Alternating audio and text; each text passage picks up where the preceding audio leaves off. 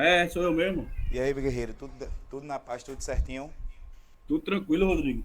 E você tá bem, mano? Simbora começar essa batucada. Quem que tá Deixa mais por aí eu, além de Pedro? deixa eu ligar a câmera aqui do meu telefone, mano.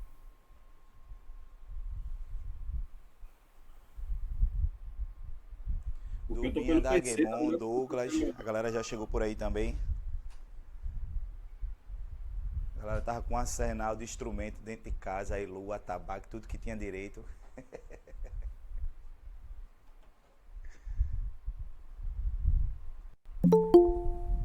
E foi tranquilo conseguir acessar, Pedro. Foi de boa, pô, já acesso, tá ligado? Às vezes eu tô escutando a voz dele bem baixinho. Tá ouvindo agora? Agora tá de boa.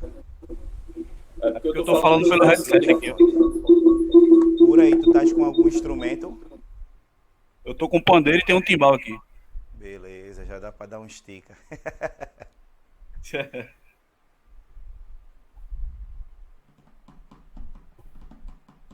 eu ver se entra mais alguém aí pra gente começar. Deixa eu pegar o pandeiro aqui.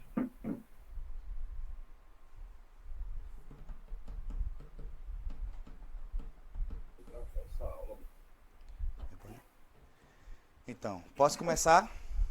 Deixa eu, deixa eu Deixa botar eu pra gravar só aqui essa aula aqui, pegar um mano. negócio aqui pra eu poder me basear.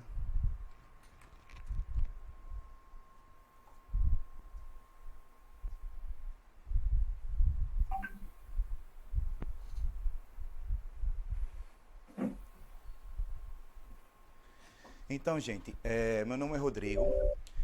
Sou Rodrigo Silva, também conhecido como Rodrigo Zarina, mas nesse trabalho aqui, então, enquanto oficineiro, proponente e produtor do projeto, meu nome está como Rodrigo Silva, certo? O nome da oficina, como você já sabe, é o Tambor Ancestral, que tem por si só trazer essa capacitação para músicos, percussionistas da área, ou que buscam ou estão buscando se capacitar. Tem alguns de vocês que estão começando, ou já têm uma vivência, então vou querer saber um pouco disso também de vocês, como é essa vivência de vocês, onde vocês já tocaram, para a gente também poder se comunicando, né? Que essa força, essa energia que o tambor traz de comunicação e de poder de fala. Então, quando a gente diz essa questão do percussão, vem do percutir, de passar informação. Algumas pessoas usam até o termo bater, mas o bater por bater não passa nenhuma informação, né? Mas a ideia é passar informação, passar uma mensagem com um tambor, né? Então tá aí a questão do nome tambor ancestral. E por isso, uma das maneiras também de que me aguçou a colocar o termo ancestral é algo que me remete assim desde o início da minha história como músico, como percussionista. Hoje eu tenho a carteira de habilitação devido a algumas ações que eu precisei fazer de trabalho, de carteira assinada referente à área de música e que precisei, mas assim, creio que mais para frente a gente também vai como músico, certo? A carteira de músico, na verdade, se retratando aqui. Então, acabei necessitando por si só ter essa carteira.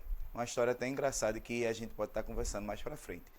Então, eu sou natural daqui de Olinda, certo? Passei um bom tempo nessa mescla entre Recife e Olinda, andando pelo Morro da Conceição, Alto do Mandu, o Beco da Macaíba, por ali é onde começa basicamente minha história, Sítio da Trindade. E ainda assim bebi muita água da cidade de Olinda, né? Enquanto 15, 16 anos já vinha nessa vivência, ao todo se somatiza hoje um processo de, como é que se diz, em torno de 20 anos que eu tenho nessa vivência. Então, eu inicio minha vivência enquanto percussão na confecção de instrumento, na verdade, que aconteceu no sítio da Trindade. Então, dentro do sítio da Trindade tem alguns cursos, confecção de instrumento, percussão, dança, acredito que teatro e alguma outra linguagem que tinha na época, certo? Então, de cara, como eu já era fascinado por batuque ou até mesmo por bater, então não podia ver uma panela, uma porta, qualquer superfície que tirasse som, tava a mão passando lá, coincidentemente, né? Então, a partir do momento que comecei as primeiras vezes para o Recife Antigo, ali na proximidade, na altura da rua Martins e Barros, já tinha um movimento de uma galera batucando, certo? Isso por volta de uns 20 anos atrás.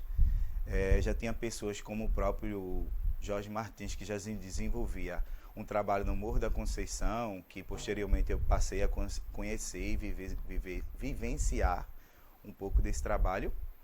Então, para ser mais preciso, eu inicio nesse processo entre Sítio da Trindade, que era o curso de confecção de instrumento, até porque não tinha mais vaga no curso de percussão, e coincidentemente, pela questão da persistência, né, que é o que leva a gente a vencer, eu comecei a ver que tinha oportunidade de vaga no curso de percussão. Quem ministrava esse curso era uma rapaziada com o nome de Nação Mandu, Grupo de Percussão Nação Mandu. Quem era o responsável na época era o André, que o pessoal chamava de Mestre André. Então daí eu pude começar a ter essas vivências, certo? Então de lá, depois que termina esse processo de aula, iniciação, primeiras abordagens, conhecendo as partes básicas de batuque de maracatu, que é as alfaias, os caixas, mineiro, ganzá, tarol, caixa, a gente passa, eu passo na verdade a vivenciar o batuque na sede do Maracatu, ou grupo de percussão Maracatu Nação Mandu, que é uma parada bem interessante. A gente tem um dilema, né, que o pessoal diz, Maracatu é grupo de percussão. O grupo de percussão, ele consiste, digamos assim, de pessoas que têm uma determinada habilidade rítmica, de compasso, de conhecimentos rítmicos, e que executam, muitas vezes executam os mesmos cantando e tocando. Então se dá aí a questão do grupo de percussão, certo? Então você pode adicionar uma dança, algo mais cênico, mas continuará sendo um grupo de percussão. Quando a gente parte para essa parte do nação, a gente sabe que tem essa parte religiosa, que isso também é uma coisa que me toca muito, certo? E a gente vai podendo, digamos assim, esmiuçar, né, o trato da religião. Hoje, como a gente se coloca como percussionista, vem muito dessa questão religiosa, afro-religiosa, afro-indígena, que é uma das coisas que a gente vai estar conversando aqui, né, que é esse termo afro ou afro-indígena, que remete muito a essa questão da Jurema. Mas como a gente está nesse trato agora da percussão enquanto maracatu, eu digo a vocês assim, eu nunca toquei de fato numa nação assim, enquanto carnaval, passar todos os ensaios para poder sair no carnaval. Acho massa, muito bacana. Pude acompanhar alguns ensaios do Estrela Brilhante, fui a alguns ensaios na época, enquanto o grupo de percussão da Nação Mandou, a gente foi, olhou de fora, teve um momento que a gente participou de alguns ensaios, mas nada de chegar ao ponto de, tipo, eita, tô na avenida com Maracatu. Mas, mesmo assim, acho isso muito massa. Super valoroso, valorizo muito, muito a galera que tá nessa caminhada, nessa labuta. Parabéns. Só a celebrar, né? Então, esse momento de folia me traz muito essa questão religiosa. Então, há um tempo atrás, a minha primeira vivência, digamos assim, de sã consciência, foi no terreiro Ilê Obaganju, Ocoloiá, certo? Que fica aqui situado em Dois Unidos, aqui próximo, e que na época eu comecei essa vivência a partir do afoxé, na época com o nome de Oiá Alaxé. Responsável, uma das responsáveis é Maria Helena, e junto com o Fábio Negão. Então daí pude vivenciar, entender e me inteirar mais sobre essa questão religiosa, porque eu vinha de um processo que eu participei desse grupo, participei de outros no decorrer do tempo, como o Gangazumba Zumbi, que era um grupo de bloco afro. Então a gente tinha muito esse repertório pautado enquanto músicas de bloco, que remetia ao fortalecimento, essa identidade das músicas negras, e fortalecimento para a gente mesmo enquanto negro identitário, né, que se identificava com aquilo, ou pelo menos a se reconhecer dentro daquele processo. Então aí lá vai Terça Negra, movimentações que eram feitas como grêmios estudantis negro, como o Enjune, a própria reunião pautadas pelo o próprio MNU. Então era um processo de vivência muito grande que eu tive até então, que para mim só veio a somar, certo? E dentro dessas vivências eu participei nessa questão do Afoxé, que é um dos ritmos que eu queria começar com vocês, na Cantina Z4. Eis que na Cantina Z4, por volta do derradeiro de 90, ainda eu pude participar dos últimos encontros dos afoxés que tinham na Cantina Z4. Bicho, eu não sabia nem o que era aquilo, mas a energia era muito imensa, muito grande e tipo, eu não sabia de fato o que era, mas tinha algo que me puxava para aquilo. Eu sei que teve 2, 3 final de semana, e o famoso foi bom enquanto durou, mas mesmo assim teve alguma situação lá que não podia ou não houveram mais condições de se manter aquelas noites, certo? Então, por si só, como eu já estava ingresso, digamos assim, nesse momento, no afoxé que se chamava, ou que se chama, né? Afoxé Oxumpandá, comecei a ter aula com o mestre Mavilson, que era o diretor de Alabê ou chefe de percussão. Então, Mavilson, que também é oficineiro, músico, percussionista, ele é que era responsável por essa parte de oficina enquanto Oxumpandá. E antes disso, para poder chegar no Oxumpandá, como foi esse pulo do gato, Oxumpandá, eu tinha aula de Oxumpandá Oialaxé, né? Eu tinha aula com Maria Helena, que é a Maria Helena Sampaio, num grupo de percussão que se chamava Perco-Refa, que acontecia em Casa Amarela, no sítio da Trindade também, certo? Então daí ela convidou para conhecer o projeto do trabalho dela.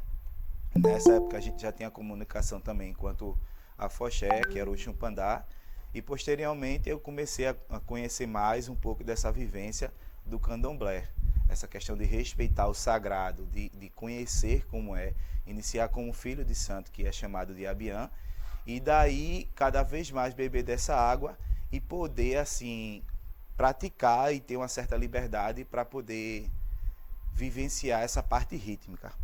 Então hoje eu posso dizer a vocês que eu não sou Ogã, certo? Eu tenho assim imenso respeito por quem é, mas eu não sou Ogã, certo? Eu estou em processo de desenvolvimento, mas assim o que eu sei, algumas pessoas param para me perguntar e tipo, olha, até o momento o que me consta, eu sou um rodante em desenvolvimento, certo? Então daí eu sigo minha vivência nesse processo, né? Então eu queria confirmar se está todo mundo ouvindo, se tem alguma pergunta, alguém colocar alguma coisa. Não tá ouvindo de boa aqui, Rodrigo. Tá tranquilo. Dá pra ouvir tranquilo. Não está chegando. É isso aí, meu filho, tá dando pra escutar. Dá-lhe, meu gordinho. Alô, meu filho. Beleza, meu gordinho? Beleza. Vê se é esse teu fone aqui. Só um minuto, pessoal. Esse daqui não está chegando, ele fica entrando e saindo.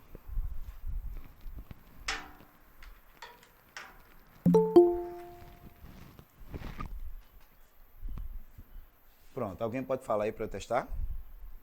Opa, bom dia, boa tarde, boa noite. Aqui não chega.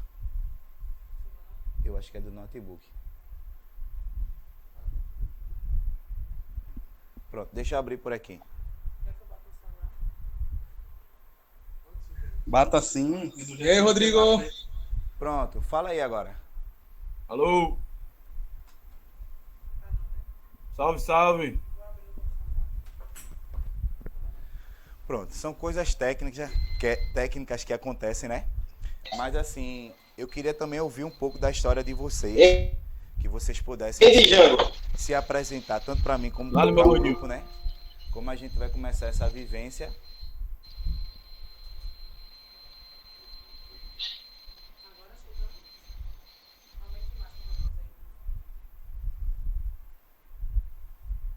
Estou escutando tua voz.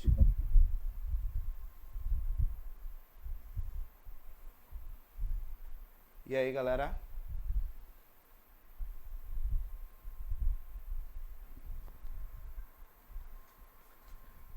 Tem alguém vivo aí? Opa. Pronto, quem é que tá falando? Adianta. Eu queria, antes de eu começar a ser narrador da Rede Globo, que vocês também